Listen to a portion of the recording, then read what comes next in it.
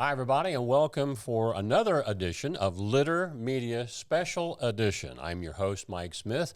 Our interview today with representatives of the Greenfield Historical Society. They are Harold Schmidt, Wendy Royse, and Jay Hardy. We're here to talk about the renovation of the Shiloh Baptist Church in Greenfield, but they are board members of the Greenfield Historical Society. Our interview today brought to you by Litter Quality Propane. And they're serving 92 years of propane use in southern and central Ohio. Reliable supply, reliable service, reliable people. Litter Quality Propane. You guys made the trip safely from Greenfield today. Thanks for being with us. I appreciate your taking the time to drive all that way to be with us today. Thanks for having us. You're welcome. I asked them when they were coming across the parking lot, it appears you survived the weather. Where you live, where I live in Frankfort, it was kind of a rocky overnight, but thankfully the good Lord brought us through here. The Shiloh Baptist Church. Give us a little bit of a history of that church in Greenfield, and then we'll take it from there. The original congregation was formed in 1866, and they met in a schoolhouse or a little bit north of Greenfield. Mm-hmm. All right, and eventually in 1874, were able to purchase a piece of property in Greenfield, and that property was in the hands of the church or church members until 2018 when they offered it to the Greenfield Historical Society. It's brick. It looks very much like the plan of a one-room schoolhouse, one floor, long windows, and over the years they have done some improvements, put some stained glass windows in. We aren't sure exactly when the church stopped meeting. And when you can see, yes, if you want to describe what you're seeing there on the screen. Yes, this is after the congregation disbanded, then the Black Masonic Lodge had spaces there and used that building. And we're looking at the basement, I think, some of the damage of brickwork just from weather. Amazingly, this is right behind the Presbyterian Church next to the Greenfield school system. And those windows have stayed. The building has stayed in great shape. This is the only known picture that we have of the congregation. Wow. And this is one of the windows. The pattern of all the windows are the same, and then whoever donated or paid for the window has their name underneath it. There was an improvement in 1925, their 50th anniversary. And this was the first African-American church in Greenfield, is that right? Or one of them? There are two, and the one that is still in existence on Shorter Chapel, that's not their original building. Rebuilt a building. I cannot remember what year they put that building. In the 20s when they tore the old one down. In the 20s when they tore, and they had been given that church, and then they tore down the old building and built the building that's there now. Shiloh Baptist is the only original building left. Wow. And behind Shiloh, through the alley, was the black school, as it was called on the in the atlas. And it's interesting that the school and the church, the black church, you could run from one backyard to the other through the alley to get to them. How about that? But the black school discontinued in 1888 when Greenfield schools were integrated. Harold, when did the effort start to, first of all, obtain the church, and then what you wanted to do with it after that? Well, we were approached by the last of the trustees of the church that were still taking care of the building in 2018, I think the date, and they knew that we would preserve buildings because we have 7 buildings total in Greenfield that we preserve. And they knew we'd preserve it, and they offered it to us. And if we didn't take it, then the school had the second right to it. So we decided we would take it, and we would do what we could. Okay.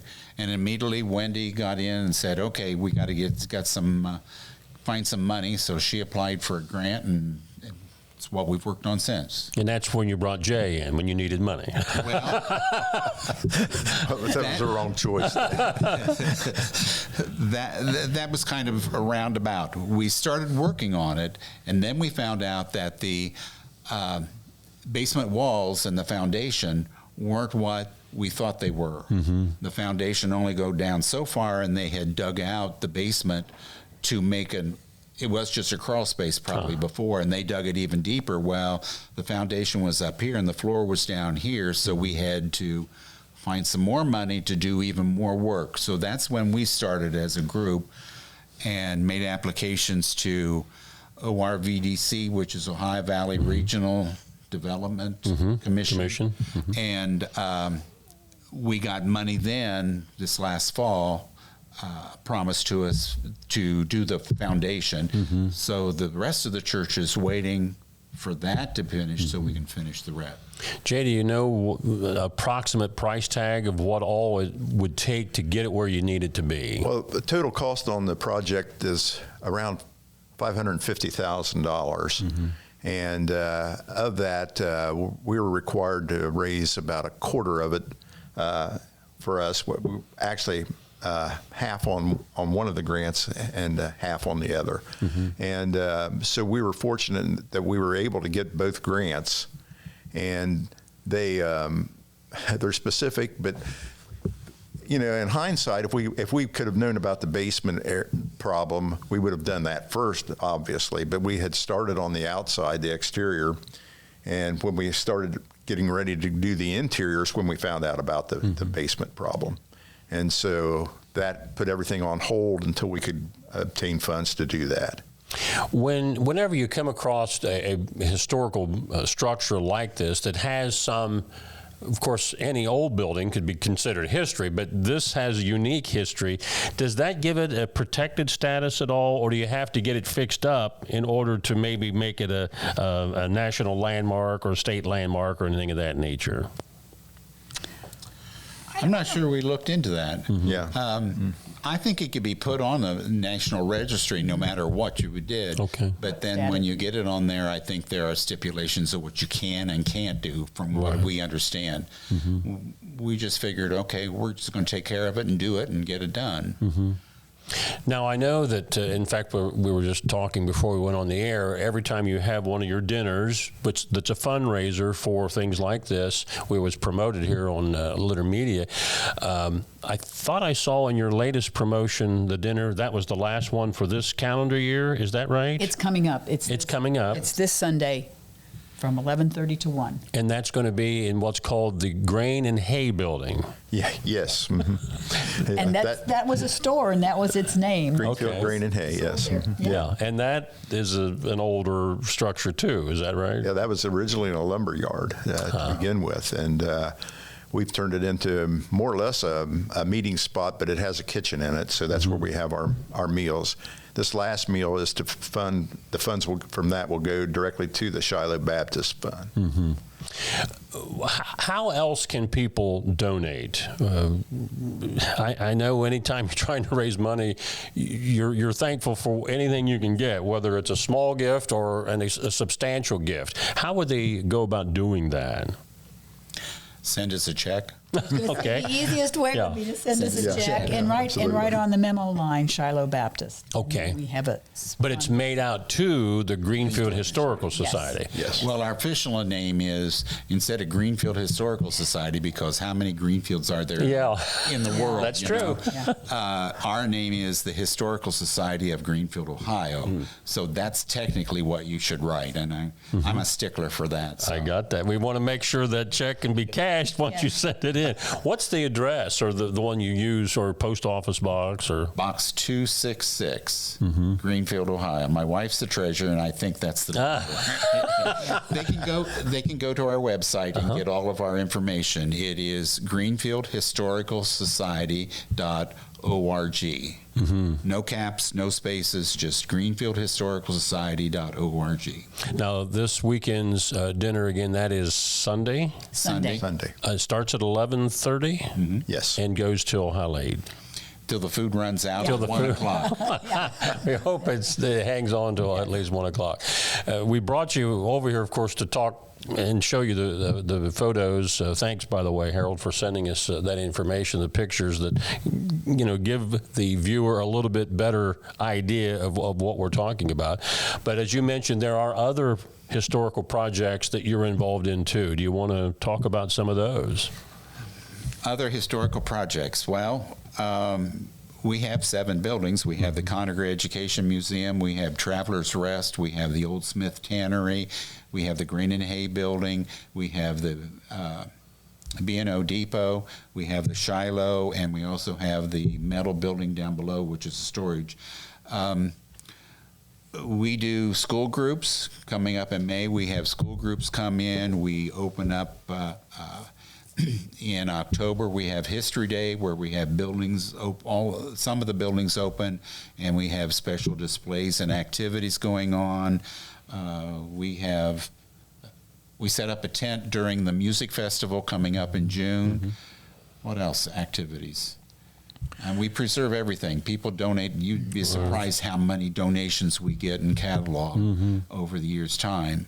So if a school wanted to come for a field trip, they would obviously need to call you in advance to make those reservations. And how many can you accommodate as far as a class size? Well, we put programs on for Greenfield school districts, and the second graders all come in May for a program on transportation, and we get,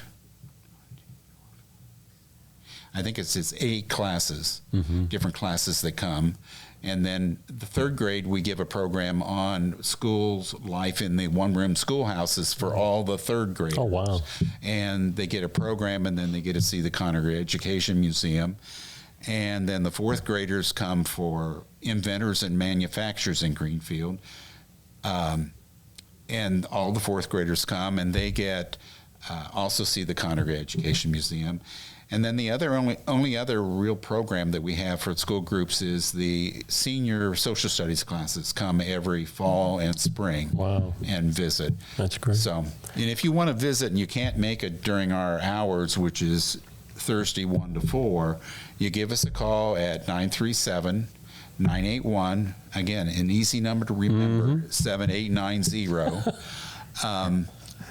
You give us a call, we'll leave a message, we'll get back with you, we'll set a time, and someone will take you a tour of whatever buildings you want to take. We do a lot of feature with history, different things out in our community. We're currently going around kind of telling the backstories of the Ohio historical markers that are all over. I know Greenfield has their share. Yes. We might need to make a trip to see you folks as well. Great. One thing that we're really proud of is our depot, which has a miniature version of older Greenfield. They're set in, parts of it are set in different times, but it's really neat. A local artisan, I'll call him, Tom Adams, did all this by himself, basically. And everybody that goes in there is just amazed at the detail that he's got into that. And it's really something to see. When I was in kindergarten 100 years ago, the Frankfort Elementary would always take the kindergarten, they would bus them to Greenfield, and they would ride, as we hear the train going by now, that's my cue, ride the train from Greenfield to Chillicothe. Well, that rail line doesn't exist between the two cities anymore, but that was my first experience riding on a train. And would you know, that is the last time I rode on a real train other than Kings Island until 2010 when I rode the train out of New York City into Newark, New Jersey.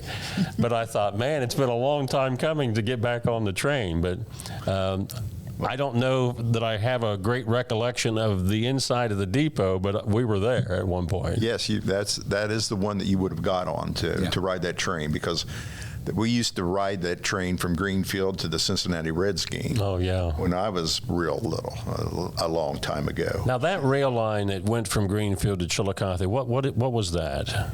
Well, I believe it was the B&O. B&O. Yes, and I know that those Red Games excursions, they called them, started in Parkersburg, West Virginia, I believe. Wow. So, yeah. And came all the way up through here and then over to from Greenfield west. Where did the train?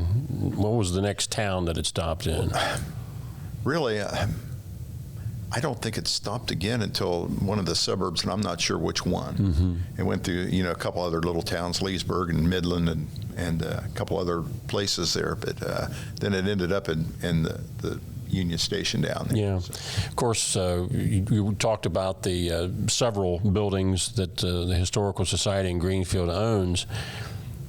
Because my family was from over there originally, I heard so many stories years ago about what they used to refer to as the pad factory, where the horse collars were made. Mr. McLean, that was his. Right. But then during the World Wars, life jackets and things like that.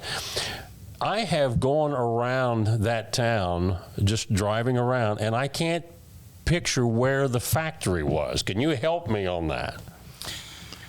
Right downtown where Jefferson Street and Washington Street cross. If you go south on Washington Street about 3 blocks, over on your right-hand side, there's a big field. Okay. That's where it used to stand. Wow. Is there anything that's still there? Any kind of a stone marker or foundation or anything of that nature? Well, it should be, but I don't believe there is. No. Yeah. Do you know how many people probably work there at Zenith, when it's apex? I'm not sure I know. It seems everybody in Greenfield did at one point. That's what I'm talking about, yeah. Yes, it does. And he even built residence for workers, residence for upper management, middle management. And so that, I guess you could say, that's one of the legacies that he left of the building, besides the school. Yeah. Yes. And that was built in what year, the school? 1915 is when it was dedicated. Yeah. So he made his fortune, of course, with the manufacturing, and obviously he was an entrepreneur and also very generous to his community in order to do things like that, build a school. Not only did he have the factory in Greenfield, but he had them in Ontario, Canada. I think there was one in Kentucky. I think there's a building here in Chillicothe that was also involved with the company. Yeah. So, and he went down to Georgia, and he had a town, Atco, and the whole town was, I believe, was planned out by him. And had a large factory down there too. Yeah. To make their cotton. Their cotton for the plant. Of course, Greenfield, like many communities, so rich in history. With the railroad, was that a big part of any community of that size, of its success, manufacturing-wise, is because a railroad ran through it? Oh, absolutely. I mean, the factories were really placed next to the railroad tracks, and a couple of them had spurs from there. And that played it was a big deal when the railroad went through Greenfield and not south of there. Yeah. And, Rutgers, I'm sorry. Go ahead. Rutgers Quarry shipped out of there.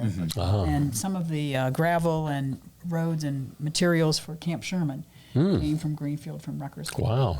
And not only did we have the B&O depot, which came in like 1854, but the DT&I came in the late 1800s, which was a more north-south route, so they could go both ways. Yeah, we do this date in history on our daily program, and more times than not, it's something international or national. But every once in a while, if I can grab something local, and I can't think of the gentleman's name. He was a black man from Greenfield that started the first bus manufacturing, but he was also the first African American to play football at Ohio State. Yes. Who am I thinking of? Harold's our expert with this. Frederick Douglass Patterson. Okay. His father was C.R. Patterson, who got into the buggy making business and sold buggies all over the country. Frederick Douglass Patterson was his son, and he joined the company, and took it on into making automobiles, truck bodies and bus bodies. And after his death, the family couldn't keep it going, so it ended in 1939, I think it was. But Frederick Douglass is also the first black student to enter Greenfield High School. Oh. Because in 1886, he was refused entry, even though he had passed the 8th grade and was passed to high school according to his grade card. Right. And they refused him because he was black. Well, CR took him to court and took 8 months, 9 months, or something like that to finally get the court to say, okay, you got to admit him. And so he was the first one to enter and first to graduate from Greenfield High School, went to OSU, and then was the first African American on the football team. Great story. Great story. So, Of course, another famous Buckeye from Greenfield who was also, after my wife and I got married, our orthodontist that late in life, Jimmy Hall. you got What a great guy Jimmy Hall was. Yeah, Jimmy Hall was he was a great basketball player, and he and of course didn't he have an office here too, didn't he? He did. Yes. He taught at Ohio State, had a Right. practice in Columbus, but he would come to Chillicothe once a week. That's right. Yeah. Yeah. And so I know that I had relatives that went to Jimmy Hall. Yeah. They were Orthodox. Now there was a General Hall. I think he was a World War II. Was he related to Jimmy in any way? I'd see that Yes, marker, but I never got that answer. I think they're all related. Yeah. all It's Halls. spelled the same. Yeah, right. I believe he is, but I'm not sure what the connection is. And then, of course, Ewell, who came along later. Of course, Jimmy was an All-American at Ohio State in basketball. I believe played on their first NCAA tournament team that lost in the championship. And then Ewell came along later in the 50s, and I think they were ranked number 2. My dad, when he worked at Wright Pat, they would take him back to Dayton to school. He'd come home for the weekends, and he'd hitch a ride with him to Dayton. They'd drop him off, and they'd go on to Wright Pat to work at the base. So, yeah.